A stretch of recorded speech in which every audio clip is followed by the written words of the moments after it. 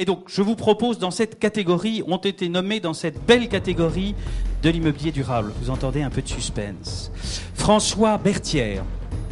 Quand on observe la qualité de bien des réalisations de Bouygues Immobilier, on doit se rappeler que notre nommé est certes un brillant polytechnicien, mais aussi un architecte DPLG. Une formation qui explique sans doute qu'il aime le vert, bien sûr, mais pas au détriment de la beauté des immeubles. Et il a bien raison. Gérard Collomb. Le charismatique maire de Lyon est avant tout un amoureux de sa ville dont il dessine aujourd'hui la métamorphose. Lyon, le Grand Lyon, Only Lyon. De multiples projets sont engagés, citons la Confluence, mais aussi le Carré de Soie, Vaux-en-Velin et la transformation de la Part-Dieu. Il faut aujourd'hui sérieusement compter avec la capitale des Gaules. Alain Dinin. Le nouveau logo de la grande maison qu'il préside est rouge cerise. Rouge comme la rosette de la Légion d'honneur dont il vient d'être promu. Et pourtant notre nommé est un défenseur et promoteur bien sûr du vert. Avec toujours cette démarche, cette vision qui font de lui un des plus respectés, parfois même écoutés pros du secteur. Maurice Gauchot. Mission accomplie pour le président de CBRE France qui a remis son rapport sur le parquet tertiaire existant dans le cadre du Grenelle 2. Un travail impressionnant qui a impliqué plus de 200 professionnels, dont beaucoup dans cette salle, et qui aboutit à des recommandations susceptibles d'une mise en œuvre rapide, on le souhaite en tout cas. Le verdissement du parc existant est en marche. André Santini. Voici l'homme d'une ville, ici les Moulineaux, qu'il gère depuis 30 ans. Et ça bouge. Notre nommé a transformé en profondeur cette cité de la toute première couronne qui, avant lui, disons-le, était lourdement endormie. Dire qu'il a réveillé cette cité d'aujourd'hui 65 000 habitants est une litote. Président du conseil de surveillance de la Société du Grand Paris, il aime penser et agir pour le futur. On les applaudit tous les 5.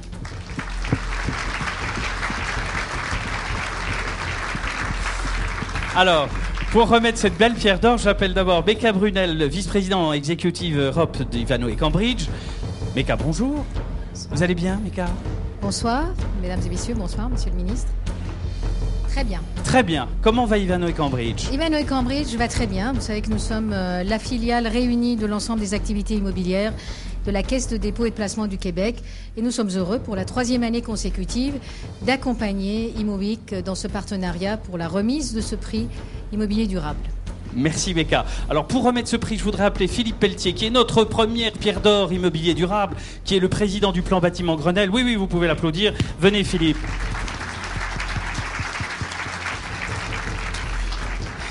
Philippe, on vous passe un micro. Ce prix de l'immobilier durable, on y est très attaché, nous, vous, et je crois que c'est important qu'on partage ensemble ce moment d'immobilier durable avec tous les professionnels. Si j'ai bien compris, je suis chargé d'appeler à la tribune celui qui va remettre Absolument. le prix. Vous avez bien compris. Ce sera mieux que de parler de moi. Bien. Et la personne à qui je vais demander de nous rejoindre a été d'abord un visionnaire, oui, lorsque il a compris que la société française était capable de s'engager sur le chemin du Grenelle de l'environnement. Puis il a été intelligent en pensant que le secteur de l'immobilier devait être pionnier sur ce chemin du Grenelle. Et puis il a été pragmatique en considérant que le sujet, somme toute, n'était pas tant l'affaire de l'État que de celle des professionnels que vous êtes aujourd'hui. Et il nous a confié les clés de la maison. C'est Jean-Louis Borloo. Jean-Louis, c'est à toi. Jean-Louis d'État, venez. Oui, absolument. Merci, monsieur le ministre d'État, d'être là. Alors, le Grenelle de l'environnement, c'est pour beaucoup de professionnels un grand défi. Vous êtes le père de cette idée. Et c'est dire que votre présence ici ce soir nous comble et nous fait grand plaisir. Quelle est aujourd'hui, avec le recul que vous avez maintenant par rapport à l'ensemble de ces travaux, quelle est votre vision de ce Grenelle et de la participation des professionnels, en l'occurrence? C'est plutôt à eux de le dire. On va leur demander. Alors, je voudrais dire deux, trois choses simplement. La première, c'est que le Grenelle, ça n'a pas été ce que la presse en a raconté. La presse dit beaucoup de bêtises. Non, mais les médias, d'une manière générale, c'est-à-dire une espèce de compromis entre un certain nombre de collèges qui avaient accès aux médias. Pas ça du tout. Ça n'a pas été une bande dessinée où on essayait de trouver un consensus. Ça a été un énorme travail en profondeur d'experts français sur les grands sujets des mutations.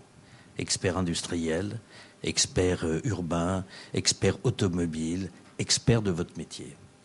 Et je voudrais rendre hommage à Philippe Pelletier, quelqu'un d'autre tout à l'heure, parce que c'est extraordinaire, les milliers de personnes, les dizaines de milliers d'heures gratuites que tous ces professionnels dans tous les domaines, de la métallurgie, de la plasturgie à votre métier, ont consacré pour que la France soit le premier pays réellement de développement durable.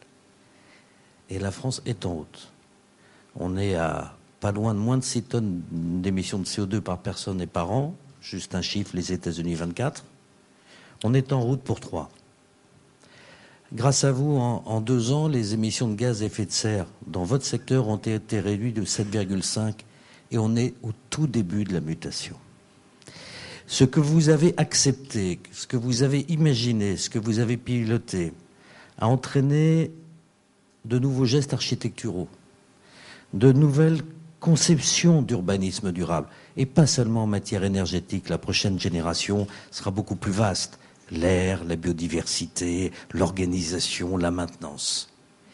Ce que la France fait aujourd'hui dans ce domaine, alors qu'on était vécu comme les derniers de la classe, au fond, pour des raisons assez simples, un climat tempéré, une énergie pas chère.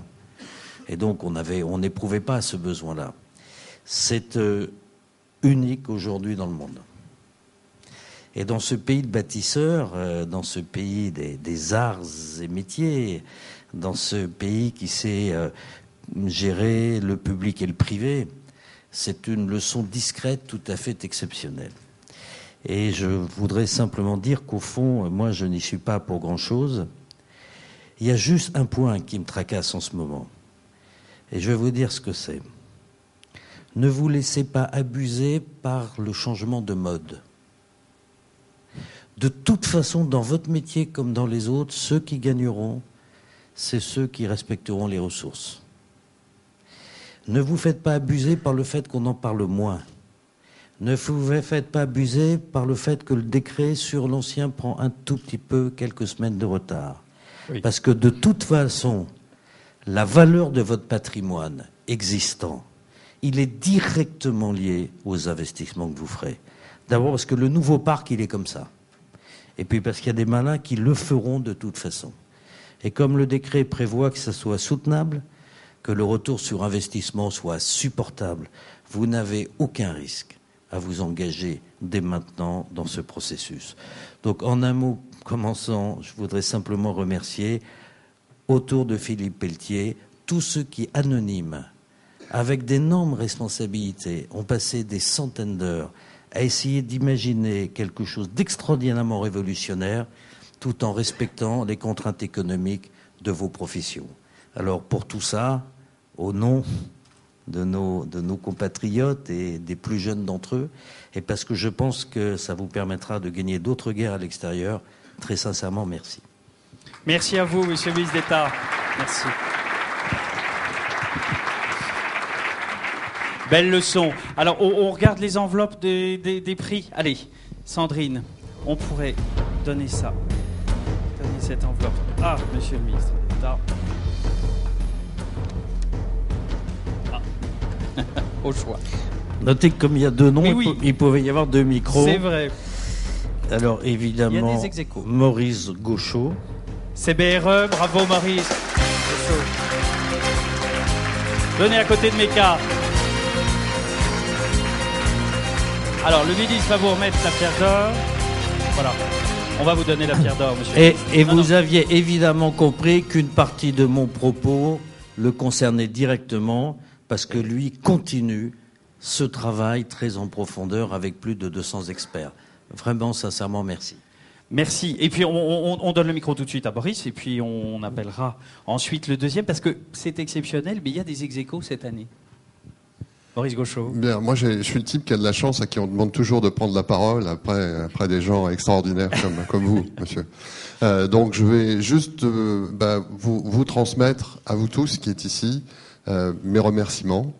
Parce que je trouve, et vous l'avez un peu dit, monsieur, que notre secteur, le secteur de l'immobilier, que ce soit les professionnels, que ce soit les utilisateurs, il a juste été formidable jusqu'à maintenant.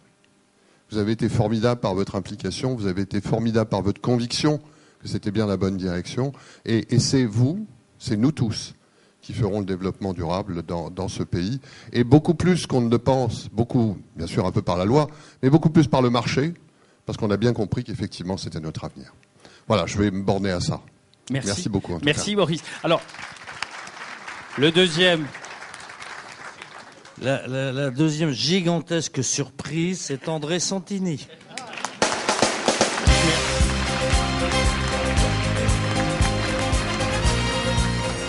Merci, monsieur le ministre. Moi, je ne vous embrasse pas, monsieur le ministre, mais je me permets de vous serrer la main et de vous donner cette pierre d'or et ce merveilleux micro. Eh bien, pour une fois que je peux parler juste après Jean-Louis, et que j'admire toujours, et je continue de penser qu'il nous manque aujourd'hui, parce qu'il fallait quelqu'un pour initier le mouvement, pour l'assumer, et puis parler avec ses mots, avec sa sensibilité, et en même temps sa froide raison, car il est avocat d'origine, il ne faut pas l'oublier. Et moi, je suis très fier de recevoir cette pierre d'or. C'est vrai qu'ici Moulineau, il y a 31 ans, c'était pas terrible, il faut reconnaître. Mais ça nous donnait des réserves, une usine d'incinération qu'un de vos collègues a eu le courage d'acheter, de dépolluer, et puis de construire à côté, emporté par l'élan, un centre de tri postal qui vient de disparaître dans la dignité, puisque nous avions travaillé avec les syndicats. Et puis de très beaux immeubles, les derniers, qui sont HQE, THQE. C'était pas évident. Et puis lundi, le président de la République est venu pour inaugurer la direction générale à la gendarmerie, qui est une très belle opération, qui a commencé par un flop terrible, parce que dans l'armée, on règle des comptes même pendant les paix. Donc on a fait capoter un premier projet, c'est amusant. Oui. Heureusement que nous étions là, on a soutenu le moral des généraux, et puis on est reparti en avant. Vous avez pris un bon architecte aussi, Cartier Charpentier. Absolument, oui. À ce propos, je voulais aussi rendre hommage à M. Charpentier, que j'ai bien connu. Qui a eu la pierre d'or l'année dernière en hommage à son voilà, et qui était un visionnaire, parce que dans son cabinet, il avait fait venir des jeunes Chinois, il y a très longtemps. Et il a pris pied à Shanghai, il faisait tout. Il me disait, on faisait attendre 6 mois, puis on me disait, maintenant, vous avez 6 semaines pour faire une place de 20 hectares, n'est-ce pas? Et j'ai été très choqué par sa disparition. Il avait construit chez moi, mais c'était pas encore ça. Hein. C'était pas le grand Charpentier, c'était classique. Et aujourd'hui, on lui aurait peut-être demandé de recommencer.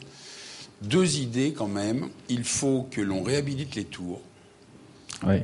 Car je suis très choqué de ce climat conspirationniste contre les tours. Vous me faites un plaisir immense parce que c'est mon dada. Je les embête en permanence en disant qu'il faut construire des tours. Tout récemment, il y a beaucoup de mes collègues qui ont renoncé aux tours, qui cèdent à la pression, une pseudo-opinion. C'est peut-être mal exposé. Oui. Il faut faire beaucoup de pédagogie. Il faut prendre des grands architectes. Moi, je suis très content de ce que prépare chez nous Monsieur Viguier. Et puis, qui est là ce soir, nous le saluons. Que je tiens à saluer aussi. Et puis Madame Reynaud, qui a fait avec l'architecte japonaise Hasegawa quelque chose que j'espère qu'on va sortir. Et il faut que tout le monde fasse bloc et qu'on ne dise pas mais la tour c'est minable, etc. Vous confondez avec l'architecture soviétique des années 50. Non, une tour c'est très beau. Et avec le Grand Paris, eh bien, on essaye de lutter contre l'étalement urbain. Mais si on n'accepte pas des tours, eh bien, on continuera à faire la maison de campagne au milieu de l'Oise. Donc il faut vraiment qu'on s'engage là-dessus, parce que nous risquons vraiment un retour, car on ne pourra pas continuer de construire. Le Grand Paris, c'est 70 000 appartements, 20 logements par an. Je ne vois pas où on va pouvoir les faire. Voilà, moi je suis très fier, sincèrement, surtout avec les grands experts que vous êtes tous. Eh ben, nous sommes fiers. Merci, messieurs les ministres, merci à vous. Merci. Je vous en prie, les pierres d'or restent avec nous. Voilà, Maurice Gauchot et André Santini, si vous voulez bien vous mettre sur les canapés. Et puis, monsieur, voilà, on va faire une petite photo avec, voilà, avec tout le monde. Philippe, mettez-vous. Voilà, on laisse les photographes le temps d'agir. Avec les pierres d'or, c'est formidable. Allez, 1000 merci, messieurs. Merci à vous. Restez avec nous, monsieur le ministre, si ça vous embête pas.